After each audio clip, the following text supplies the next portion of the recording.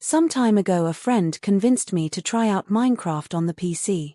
After a little research I decided to give the game a shot. I immediately went about setting up my own server, for the two of us, using an old Windows XP tower I'd found lying around the house.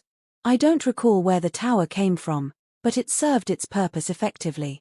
And after going through the many pains involved in getting a Minecraft server up and running, I was successfully able to set up a private server. I knew that no one would be able to access the server without my giving them the external IP address with my network, but I'm rather a precautionary fellow, and decided to use a whitelist for the server. My name and that of my friends were of course the only two entries.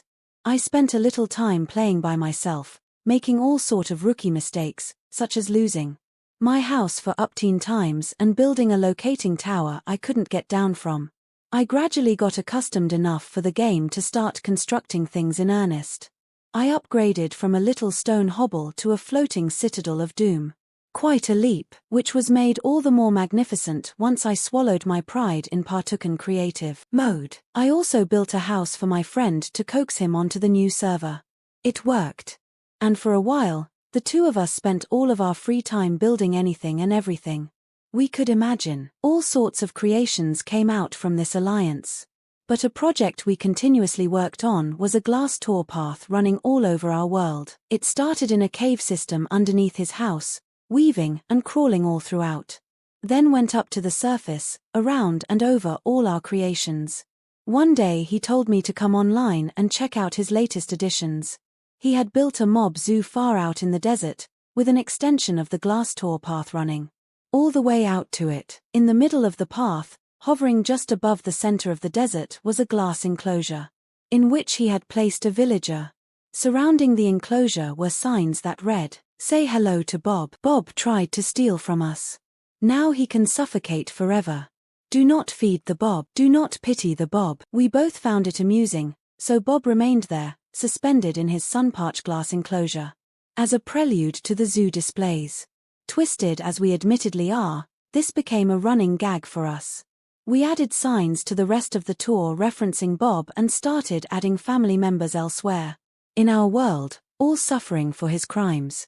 Most of his siblings were in the zoo, drowning or already drowned. His uncle was in a monster enclosure, his aunt trapped below a hungry wolf, his mother locked up in the darkest part of the source, his father suspended over molten lava, and Grandpa Bob was brought back as a zombie villager in a completely brain-free enclosure to starve till undeath. We kept going as long as we could, drawing our own sadistic little amusement from it all.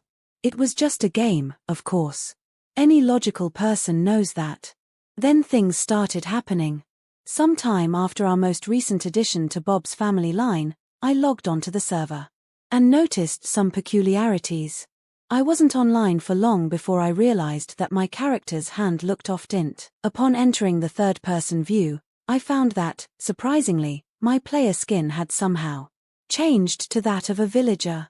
It was shortly after I took note of this that I was inexplicably booted from the server. When I logged back in, I appeared to be in the same place as I was when I was removed. But I was unable to interact with any blocks. And I disconnected again after only a few seconds. I continued trying to log back in, convinced that it was just a temporary glitch in the server program. But now, I couldn't log in at all. I was removed from the game immediately, every time. I checked the server computer's monitor and found an endless string of bad spawn errors. Upon doing a little research, I learned that this error occurs when monsters and other mobs wander into sectors of the map that the game doesn't believe exists. The only area I had been in when I last was on was the one in which we always played, though, so this confused me.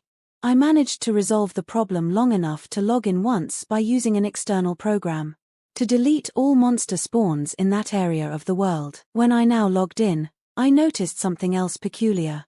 My citadel was intact, but several of our other creations were missing or half-finished. The one I had been currently working on now existed only as a cross-section, as if it had been sliced in half. Not only that, but the land that I had cleared out to make room for it had returned, so it looked as if the other half had been ruined and buried. I have since reconstructed the thing, so you'll forgive the lack of a screenshot here. I did some mental backtracking and realized that only my oldest creations had survived. It was as if the entire area surrounding our village had been thrust back in time, and most of our work had now been undone. I didn't want to believe that this was the case, given the immense amount of time and effort that had gone into all these creations. I decided that our world had definitely been affected by something, and was determined to find the root of the problem and restore the world to its prior state. Of course, I wasn't sure exactly how to start that. I knew I'd have to research it, but since I had gone through so much effort just to log into the faulty server this one time, I decided to assess the damage before logging out and risking being unable to access it again. As expected, my assumption was correct. Everything within a certain radius of the center of our village had been formatted to a previous state in time, while everything outside this radius was unaffected. There was this cutoff point, and my current project lay right on the border. What really struck me though was something I found during my exploration of the now relapsed area.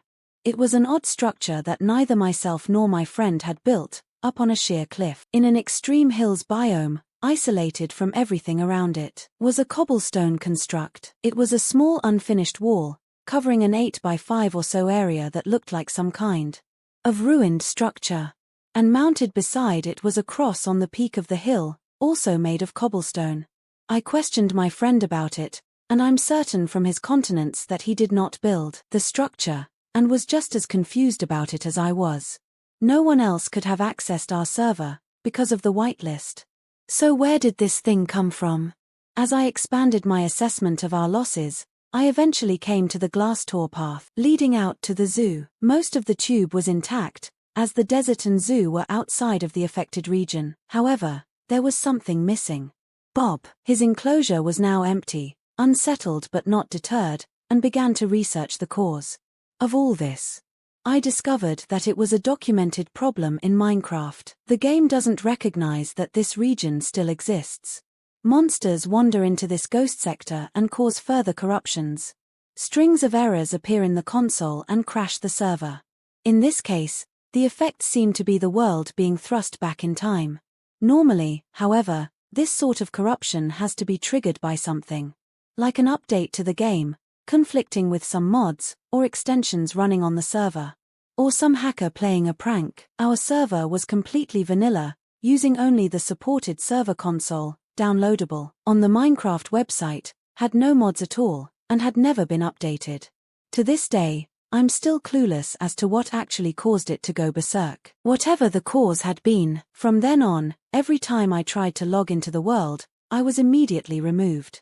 It was clear that I wasn't wanted in it. I had to use the previously mentioned external program to erase all the monster spawns in the area each time I logged in, which became increasingly difficult each time, as the corruptions became ever more frequent. I cleared out the mountain of sand and rebuilt the structure I was working on that had been cut in half twice. Both times, my progress was erased and buried once more. Up until that point, I had been under the assumption that I would eventually be able to find the source of the problems and recover the world. But as the days went on, that hope grew dimmer and dimmer. Finally, I was forced to come to a decision. I asked for my friend's opinion as the co-founder of our world, and we reluctantly decided there was no option left for us but to start a new world from scratch. I'm abandoning all of our prior work. It was a solemn act, removing all the world's files and placing them in a separate folder. To be quarantined. We had sunk untold hours into the creations of that world, and it started all over from the beginning was a heavy blow. I still have the folder containing the old world's files on the server computer, set aside, perhaps just for nostalgia's sake. I no longer entertain any hopes of recovering it. Perhaps it was this nostalgia then that inspired me to sift through some of our old world's files as I was quarantining them. And while doing so, I found something rather haunting. There was now a third username listed in the whitelist.txt file. Bob.